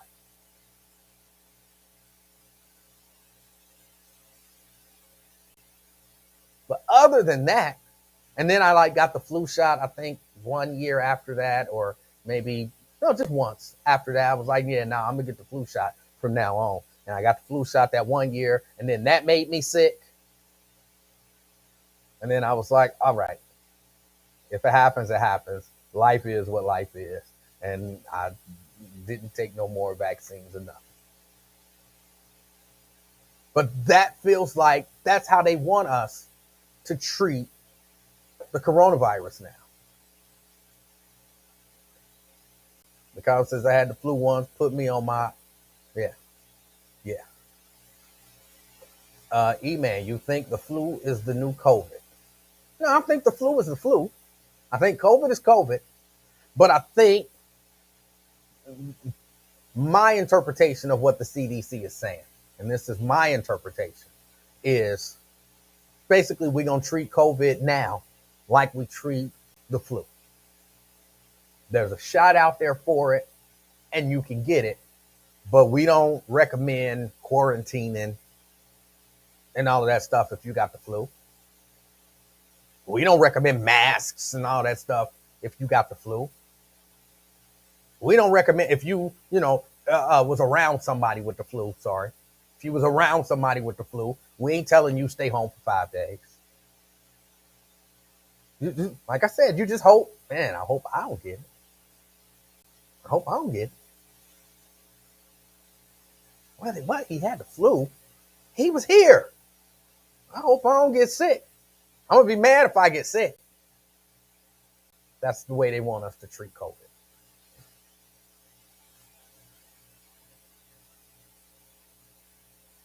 Mike says, the story you told after you had COVID, I think COVID may have been worse. Did you ever hear the story that I told after I had the flu? See, you got to compare the two. You got to compare the two. No, trust me when I tell you, the flu was worse. COVID was bad. I'm not saying COVID was nothing, but the flu was worse. The flu was worse. Dude curled up in a ball when he had Rona. Again, did you hear the story of when I had the flu? You got to hear both stories to have an actual comparison. You got to hear both stories. I never had a conversation with my daughter. And I legit had that conversation with her, and she was terrified because she could tell I was really serious. I had a conversation with my daughter because I thought I was going to die. I was convinced if I go to sleep tonight, I'm not waking up. I was convinced of that. And this is not me, being hyperbolic or anything like that. This is me being 100% honest. I was convinced of that. I never had that conversation when I had the coronavirus. I was in a little distress for a minute, and I had to find a way to create a situation where, I felt like I could breathe better. But once I found a way where I could breathe better, I knew I was good. The flu, I was breathing just fine, but I didn't think I was going to make it.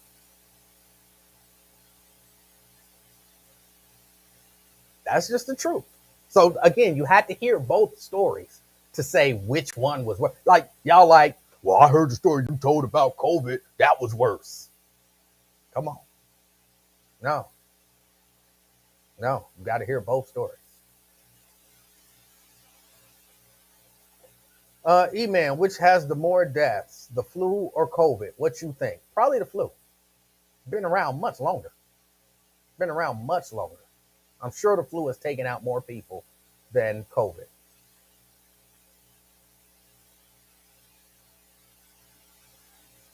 Uh, Black Wolfish says you're embellishing a little. Why do you put LOL at the end of everything? Like you're not saying it like you know kikiing afterwards. Putting LOL don't soften what you're trying to say. Just take off the damn LOL. But no, I'm not embellishing at all. Not embellishing at all.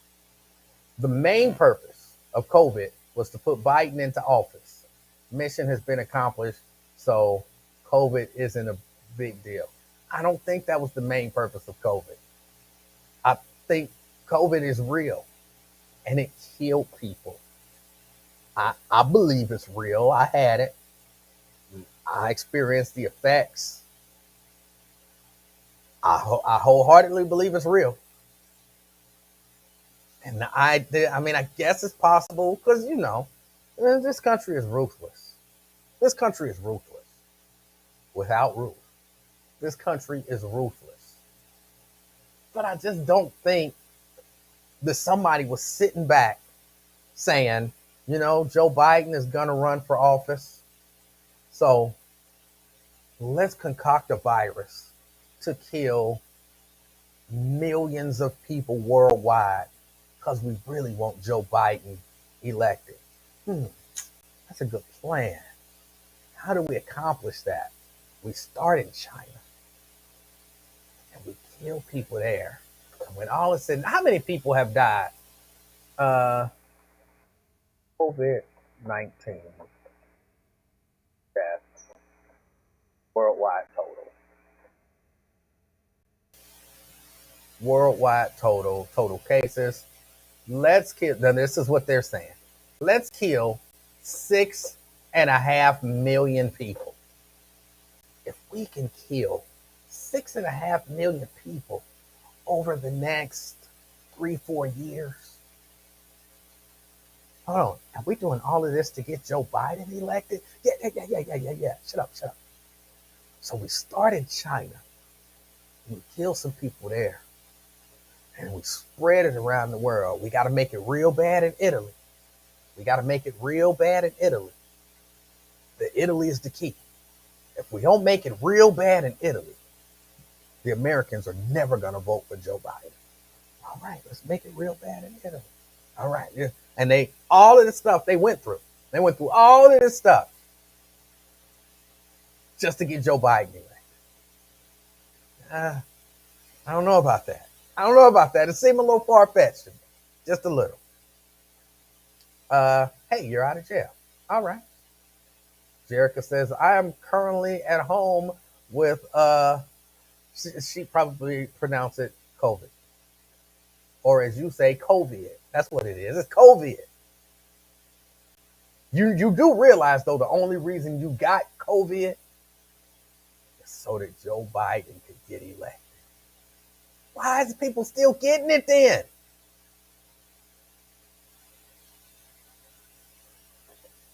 Beth says, I think my husband would agree. Flu was worse than COVID.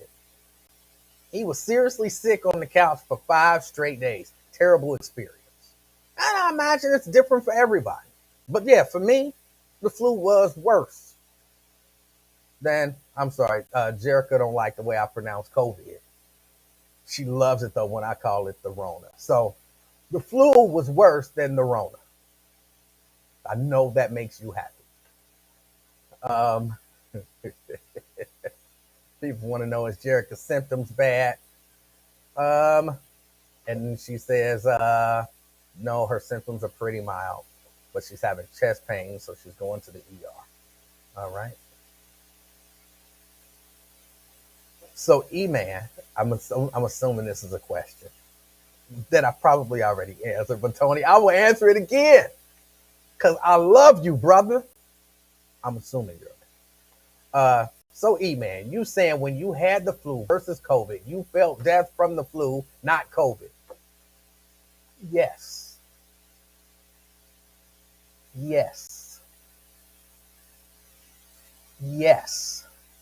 All right. I heard that if you had COVID, you've built up a 98.2% immunity against all variants, but if vaxxed, you lost that much immunity. I don't know anything about that. I don't know. Um, Daryl says, right, that don't add up. People are wishing well to Jerika.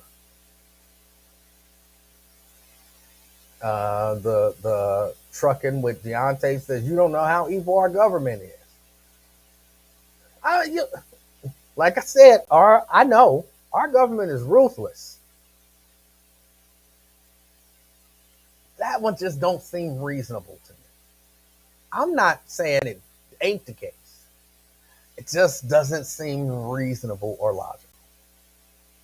But again, this is coming from the dude that think that 0.56 of 1% in ivory is designed to slowly kill us all. So what do I know? Let me see. I'm convinced that Donald Trump would have easily won a second term if he would not have botched the COVID-19 pandemic here in the United States. That's possible. It's very possible.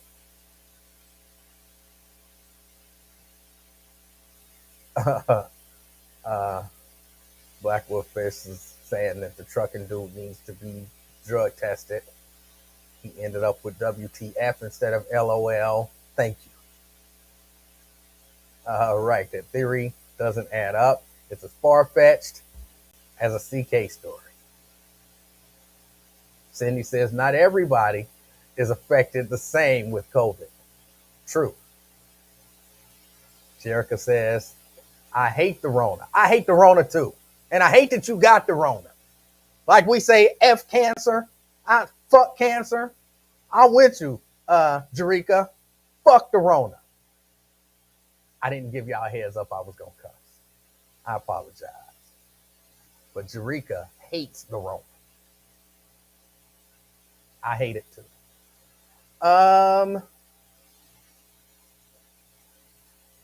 My sister-in-law has COVID, had all 3 shots. She said it feels like a bad cold. Mm-hmm. Yeah. And for the people who keep saying that the vaccine, eases the symptoms, and so and so got it, and his symptoms would have been really bad if he wasn't vaccinated. I say that's possible, but again, different things, people get affected differently. Because again, there were a whole lot of people who had the Rona, Jerica. A lot of people who had the Rona who had no idea that they had it. They were asymptomatic. So them being fully vaccinated and boosted wouldn't have made their symptoms any less. I mean, except for the dudes who ended up with like the super tongue, super foot. We had one dude said he had a super tongue from getting the vaccine. So I guess he would have, if he had not taken the vaccine, he would have had some been asymptomatic. But because he was vaccinated, it was like in reverse. It amplified things. One dude said he had a super foot. Y'all know I'm not making this up. If y'all listen to my show, we had a call who said this. I'm not making it up. Let me go to the phones.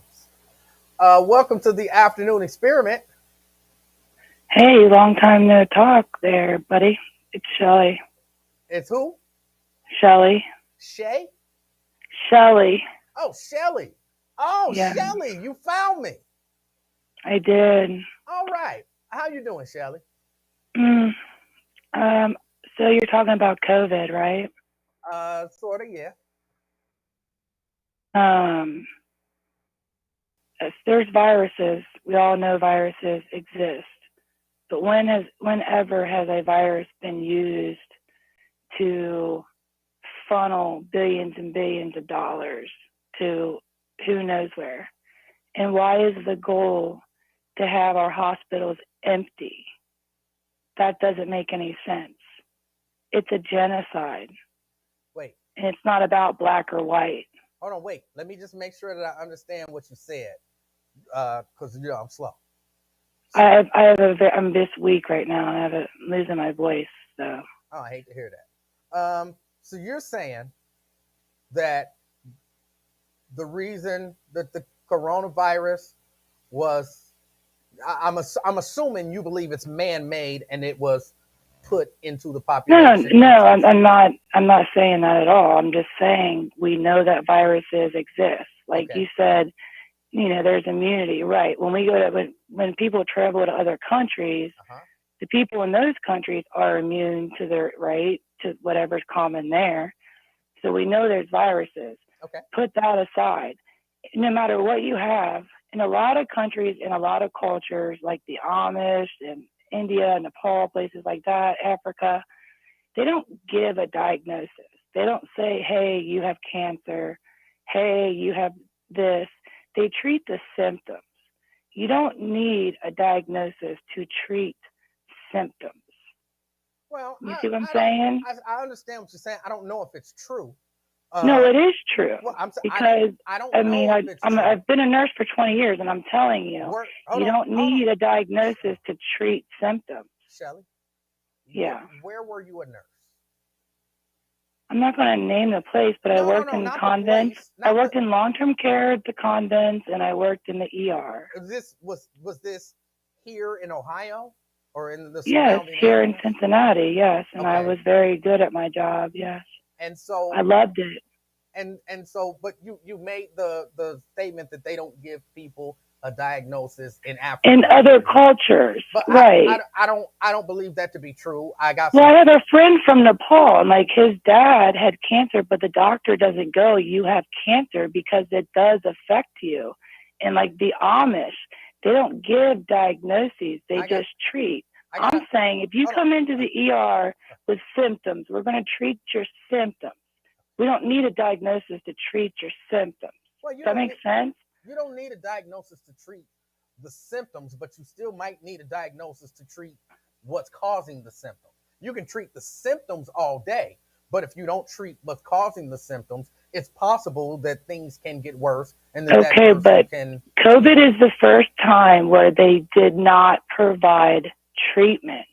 Telling people to go home and isolate, that's not medical care. well, because a lot of people didn't necessarily have symptoms, number one. And the people who did have symptoms, it's not necessarily that there's something that, like, they treated the symptoms if they were serious enough No, that they they need. did not. Yes, they did. I'm telling you, they did. There were how many people were at hospitals on ventilators with COVID? That was one of the Well, symptoms. They we're not couldn't talking breathe. ventilators. I'm talking about just okay. Well, I mean, now things are a lot different now than they were 20 years ago. Okay, like sometimes if you have a sore throat, your doctor might give you something for it, but most times nowadays they're not going to. I mean, It seriously, all this depends isn't on a why you joke. have You're the. just No, arguing with me. We're not talking I'm about the I'm vents. not. Do you It know all what get. vents? Oh my goodness, You know Shelly, why they wanted vents? Shelly, Shelly. What? It all depends on why you have the sore throat. I for one, used to get sore throats all the time, and I would go to the doctor and I would say, I got a sore throat, and he would look in there and he would say, oh, you have this bacterial whatever, and he would give me something for it. He Okay, didn't. either It way, was a whenever in your treatment of the lifetime symptoms. has hospitals told people, do not come here if you're sick? Do not come.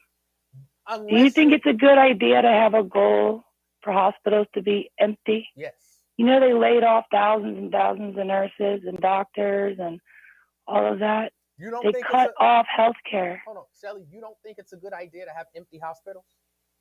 Absolutely not. You know That what means they people aren't getting treatment. No, the goal of empty hospitals is people ain't getting sick. Okay, but people are always going to get sick. They've been getting sick since the beginning of time. And so the goal is Cincinnati had the oh my goodness. Shelly. second medical school in the Oh, country. Shelly. Remember when we used to have Pill Hill and all of our hospitals were so great and people would come here for treatment? Shelly. So you're okay with people not getting medical care. That's Shelly. terrible. Shelly. First, you can't spin me like that. Nobody ever said that. I'm not. It's Secondly, true. what's true? What's true? people were being denied medical care. People have always been being denied medical care. There's always been That's not some true. level of denial of medical care around this country since this country has come into existence. That's not exactly true. Do you know the history of, I can tell you, like Cincinnati Children's, would you like to know a quick history on that hospital? Just real quick. Only if it relates to anything. It does. Okay. A Protestant nurse wanted to make a hospital for children, and the hospital was originally built with her vision, with the help of Mr. Proctor. Before there was no drugs like we have today and all of that. But Children's Hospital of Cincinnati, when it was originally started, was free to any child in the area, no matter their race, their culture, their citizen status, or their income level. It was free to every child, no matter what they needed, no matter what, nothing mattered. We got you. It was free, okay? But it was free to every single child. Right. We got you. Free, okay? Now, you know how many people they're turning away locally? Wait. That was the whole history that you're going to give us? That was it? Oh, you want more? I thought it was going to be more. I'm saying that was the original. That was the whole point of that was the whole point of building that hospital in the beginning. And now, just like other hospitals, they turn people away. And since COVID, I mean, how many people went without medical care in 2020? Like, okay, for example, you got a diabetic. He's like, oh God, I don't want to take up a bed. I don't want to take up a bed. They have a pin-sized hole in their foot in March of 2020. 6 months, 8 months, a year later, now their whole foot is necrotic and it's going to fall off. So to have an empty hospital, no, not good for the community or society. I'm gonna try one more time. Shelly. Yeah. Is the hospital empty? Well, that's the goal, right? I didn't ask what was the goal. Is the hospital empty? It's not full. Is it empty? Well, no, it's not empty. Okay. And so you would love it if it were full of sick people, is what you're saying. I would love it if everybody had equal access to medical care that they need when they need it. Hold on. I got to ask you this question. And I don't know what the answer is. I don't have a clue. All right. Were you in favor of at what they now call Obamacare? I mean, talking to different doctors and everything at the time, I don't like any type of monopoly, you know? What? Like, I thought, I wasn't for or against it. It's just I know how Medicaid works, and I knew they would use it as a weapon. Let me simplify this.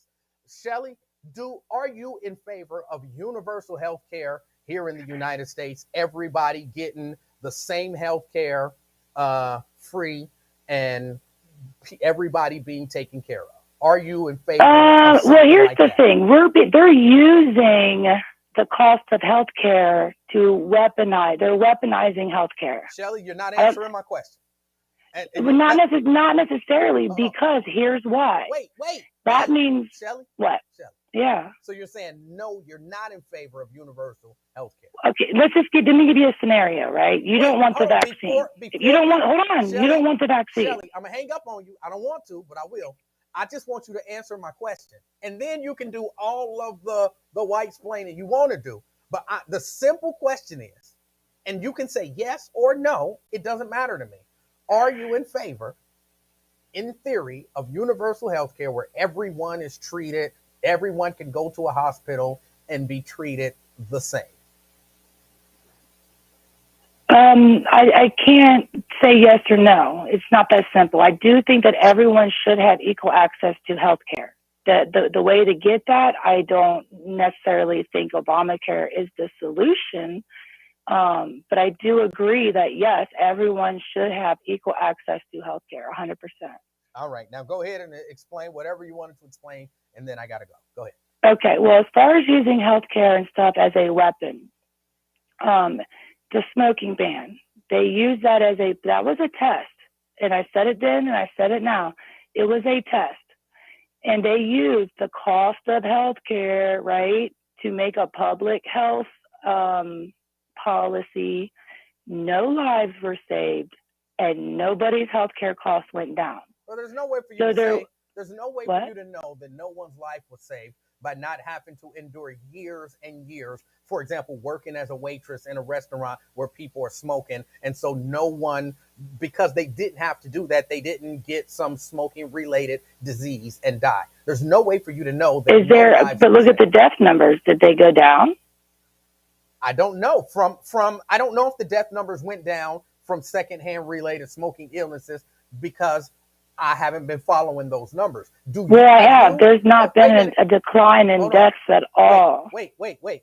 Just so that I'm clear, you're telling me that you have tracked the numbers of waitresses who contracted secondhand smoking diseases over the past how many years? No, I've been Right. So if watching you the number of haven't, no. overall deaths So for over a decade.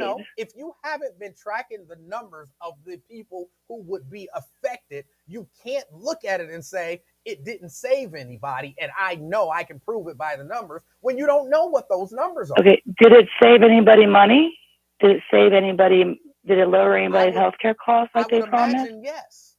There are a number of companies that give people discounts for not smoking. Yeah. Okay. Well, exactly, right. Stipulations, right? The more stipulations they put on, the harder it makes it. So you're okay with people not getting health care? Who said that? Actually, if anything, it sounds like you're okay with people not getting health care. I just said I want everyone to. But okay, if we use that logic and say, okay, well, you drove a motorcycle and you were driving too fast without a helmet, so it's your fault. You did it to yourself.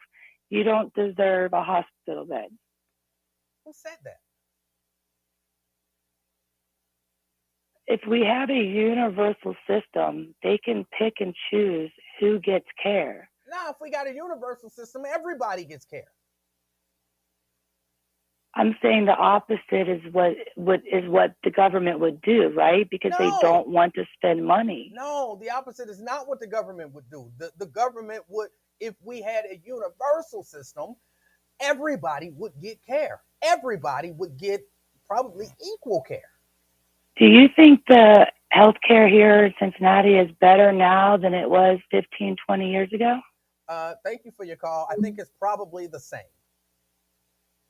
Probably the same. That's what I think. Probably about the same. Yeah, she believes in death panels. That is what she was saying. I believe everybody should have access to equal health care. You believe universal health care? Well, no. Because then the government would.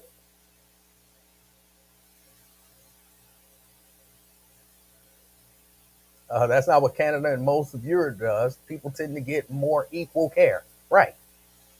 Right. She like you said, she believes in the death panels. She believes in the death panels.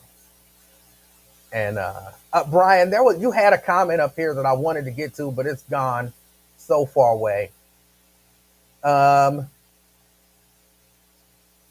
Emanuel, don't ever torture us again like that. I did not. She found the show. You can't beat that. She found the show. Man, what the hell was Shelly talking about? She contradicted herself a few times. She did a few times. When people say stuff, to me, it's just simple stuff. Like the smoking ban didn't save any lives. Well, the same number of people died every year. People are going to die. People are going to die. But you kind of got to track the people. If you want to say this smoking ban didn't save lives, you got to track the people who were affected by secondhand smoke and who got illnesses and died from secondhand smoke to be able to say it didn't make a difference for those people. somebody like me who was not really subject to, I'm not in restaurants where people are smoking and all that kind of stuff, breathing in that smoke all day, all night. And then, well, he died. I was going to die anyway, like Lincoln said to somebody about their mama. I was going to die anyway. What about the waitress who in there every day, working long shifts and double shifts, breathing in all that smoke? I'm sure that it has saved lives. I can't prove it. Well, I won't state it as a fact, but I believe it. And in order you to prove me wrong, you have to have been tracking those people. But the number of deaths hasn't gone down worldwide. Stop it.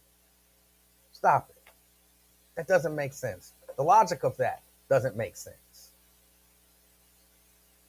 Let me see. There was one other thing. I don't remember what it was.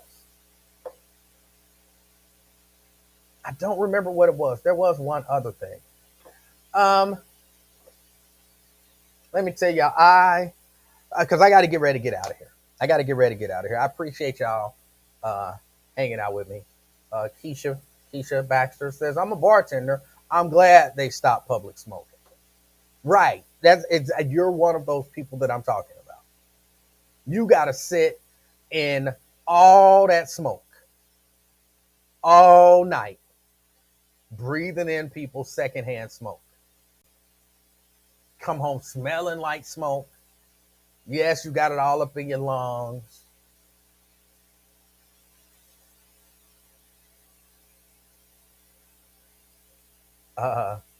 I need to address the cyberbullying. No cyberbullying.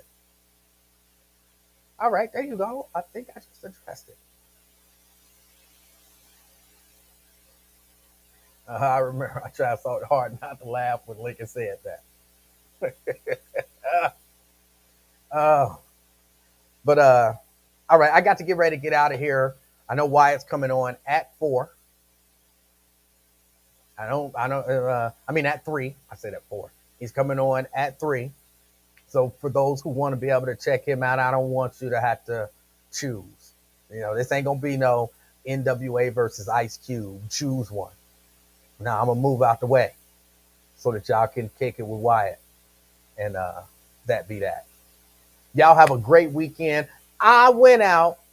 Oh, Wyatt says 3:15. I went out and I bought, because I went over to my sister's house yesterday. Took the little baby. And for whatever reason, that baby just insists that's your friend. That's your friend. And I'm telling her, you gonna get an N-word in trouble. You gonna get an N-word in trouble.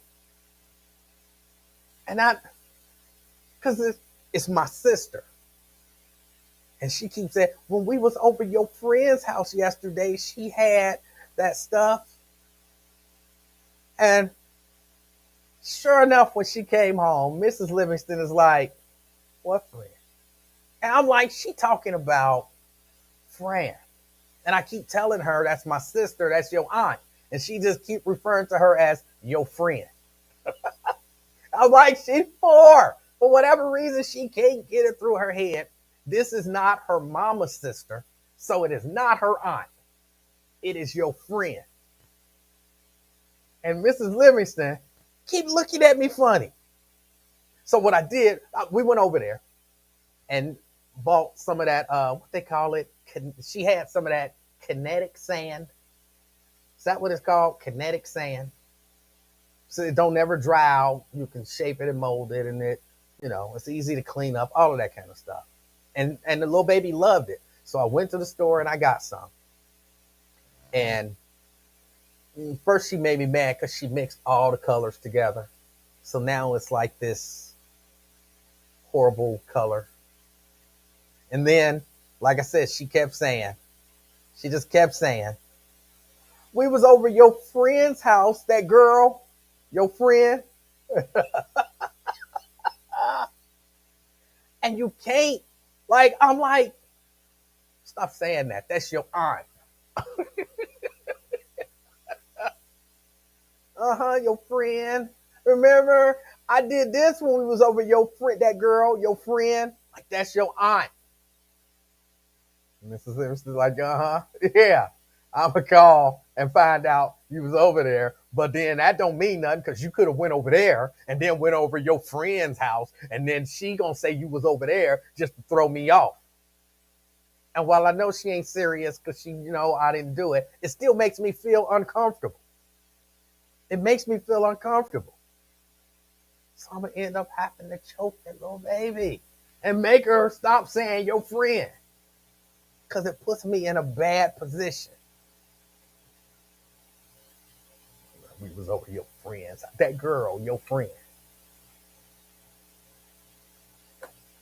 So when she come on talking about she got choked, she probably ain't lying. I'm gonna have to choke. I'm gonna have to choke a little baby. And I guess I'm about to go up there and play with this sand, play with this sand, with this little baby. And she don't even know how to play with it right. She don't know how to play with it right. I'm sitting there making like sand castles and shit, and she just tearing my. Ugh. I'm like, why would you do that? I want to make a ball. You got all of that sand over there to make a ball. I'm telling you, that little baby is a bully. She has turned into a bully. If I have to choke her, I will choke a baby. Yes, you can cut that clip out. You can make it a meme. I will choke a baby.